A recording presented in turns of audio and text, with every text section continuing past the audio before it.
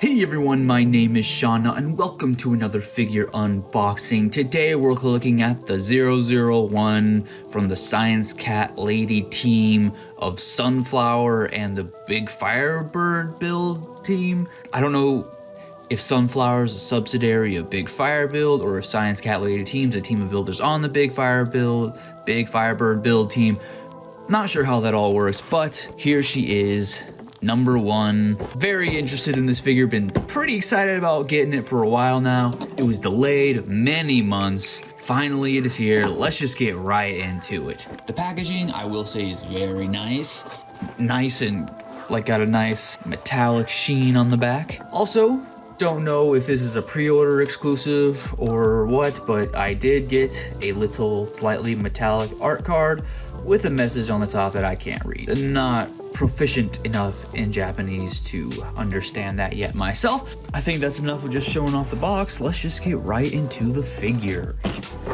First of all, it looks like you get a pretty nice, well-made, sort of just little booklet kind of showing you the parts, variations on how to attach them, articulation, how to use the stand, etc. There she is right out of the box. Some nice protective plasticware just in case. And overall, a pretty good, solid feel to it. That can change once you start articulating it. But as you can see, the legs are indeed fully posable. And this is what I was excited about, is this is actually a silicone material. So when you bend the leg, we don't have any butt gaps or inside thigh gaps or anything. There's no gapping. It's all just that skin material. So that's very, very cool. You don't have any. I have other figure to show off just for a quick example in case you're not. If you're new to action figures and stuff, they usually have a pre-built piece and then you just move the leg and you get these really ugly gaps that show. It's kind of unavoidable if you're just making a figure out of pure plastic. She's a lot bigger. This figure was, I can't quite remember since it was delayed for so long. I ordered her last year. But she's about as big as a 1/8 scale figure, maybe a 1/9. Here's a 1/7 scale figure for comparison, so she's not huge, but she's still very sizable, which is why she is actually quite expensive for an action figure compared to figures like Milk Tea Girl over there. So before we get into the more nitty-gritty of the figure and trying out poses and stuff, I'll show you the other accessories, the other head parts and hands, etc. First, we've got this alternate bangs piece, which also comes with an extra eye stick. Use this stick to position the eyes.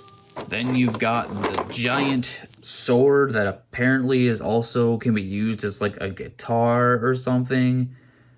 I don't really see it. It doesn't make much sense, but that doesn't really matter now, does it? I really just see this more as a sword than anything. Then you've got the head plates, or the alternate face plates. Here's one. Here's the next one. Here's the last one. There are 8 extra hands. Her default ones are basic fists. She comes with 2 peace sign hands. Each of these hands are identical with the other one, so I'll only show you one of each. She's got a wider grabby hand, tighter grabby hand. Take off that end, slide it in. It's a little tight. You can hear that. And there you go. But actually, that's nice. It's a really tight fit on the hand, so you don't have to worry about any slipping, and not just something limp that flops around like a certain other action figure. We won't go there. And finally, just plain old open hands. Maybe a waving hand or just a relaxed hand that could rest on the guitar. And those are the accessories for the figure. I personally really like this smile. It's a really nice, wide, beaming smile. Really cute. I'll we'll switch out the face plates later. This shouldn't take long. It's just a really quick look at the base. I guess I should take it out of the pack. Very thick, not heavy duty, but really thick quality plastic here. Got the faintest BigFireBird build with a nice and tight. This one's a little loose, but everything else feels pretty good. Plugs in right there. Nice and tight. Unfortunately though, which depending on how you look at it is fortunate or unfortunate, there's no peg on her back, which I can agree is kind of nice to not have like a visible peg. But at the same time, these waist clips are meh for me, but they do a good job of holding. Yeah, see, that middle one's a little loose. If you let it go in a little too much, she'll just fall. But for holding her up on the actual base, does just fine. But with all that said and done, let's switch out the face plate first. You just take out the bangs, pretty easy. The head plate just kind of slides right out. And I think I'll adjust these eyes. You take the little plus sign at the end and just align it up with the plus sign of the figure's eyes. Yeah, it looks good. Yeah, a nice smile. Now we're gonna go into the posability. There's a ball joint up here. Actually, a butterfly joint, I think is what they're called. Her neck is not as tight as I want it to be, but tight enough that if you just make sure you turn it right, it should work. Can look down pretty far and can look up pretty far. Not that far. Okay, she can't really look up that high, but that's fine.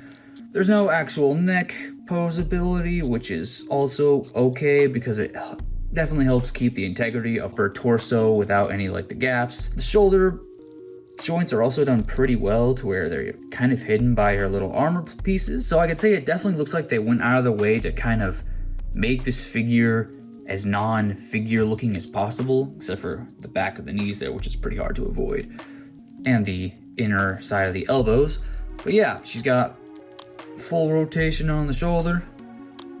Can go out pretty far. Just a simple bend at the elbow, a swivel at the wrist with some butterfly joint action in there as well. The upper torso can rotate full 360.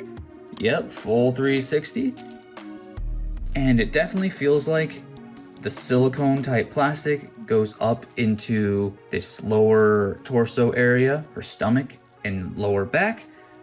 It's not the same feeling. This definitely feels like straight up soft silicone. This is more just like a softer plastic. Go down to her back. She's got a tail that is kind of posable, but there's a certain extent to where it kind of doesn't want to go anywhere.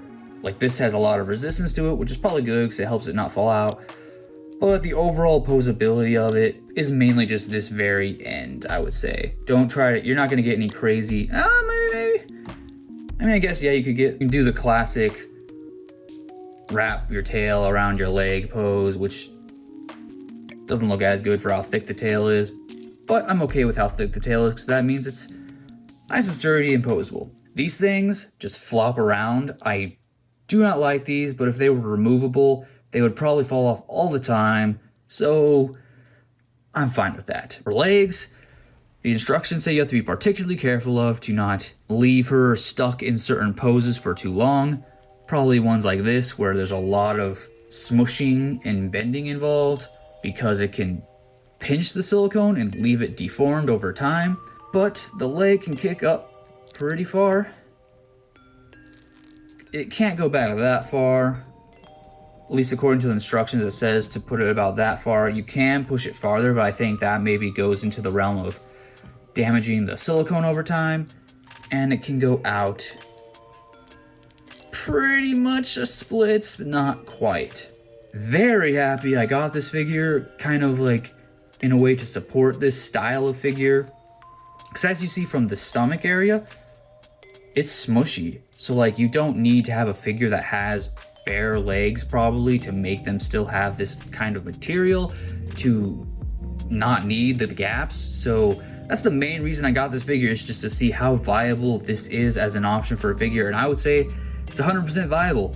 The only thing is silicone can get damaged and like dried out over time, or like moisture can affect it. It's very confusing. The book has some small tips on how to keep it in good shape, but I might suggest looking it up for further confirmation. Also, she doesn't really get a thigh swivel.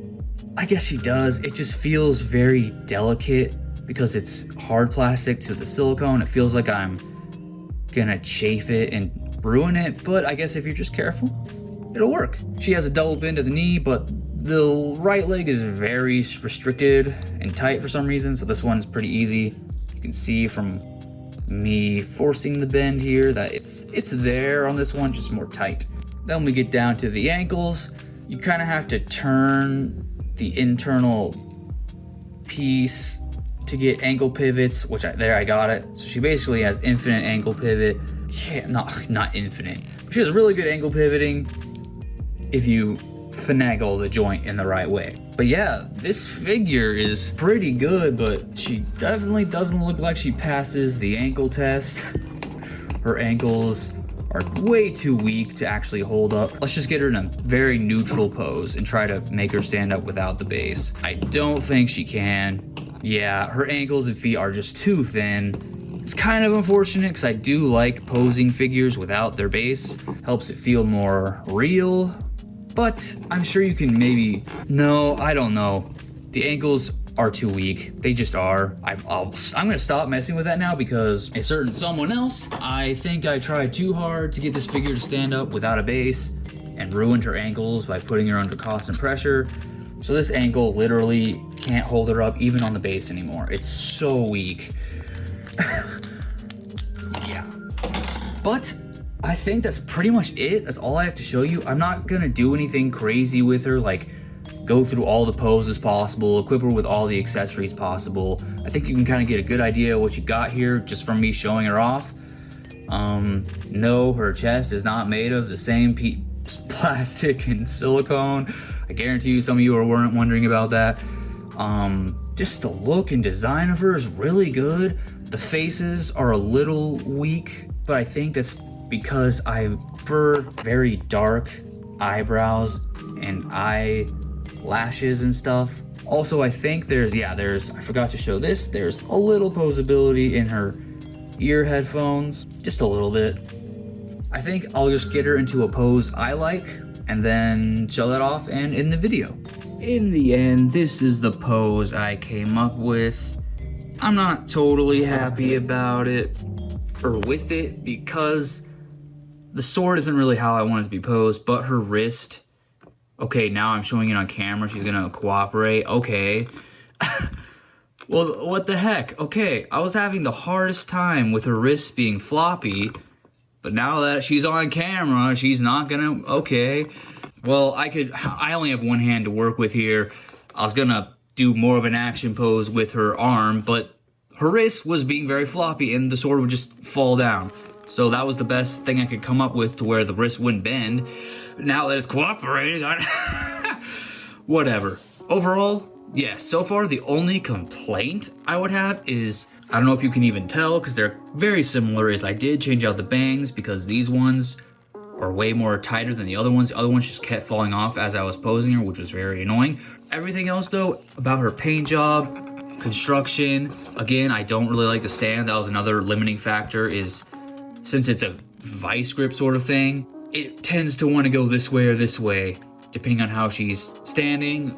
And the only thing I could ask for from this figure would be a more serious face, but I guess looking at her from this angle, she does look like she's in a battle kind of pose for face, but when you just get closer, you see that she's just actually smiling and really happy.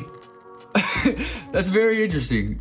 I don't know, I just noticed that, like right now, yeah, she looks nice and happy, but if you let her bangs kind of create an angle over her face, she looks like she's more serious.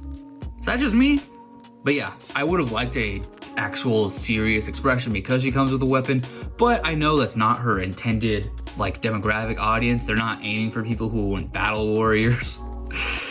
Just look at all the advertising on the box and you'll understand. You saw those other faces too, you know what kind of figure she is. But I still like it. I like her a lot. She's very easy to pose, but not, it's very hard to explain because her ankles are very weak. The stand is weak, but all her joints are very stiff. The wrist was not stiff, but now it is, so I guess that's fine.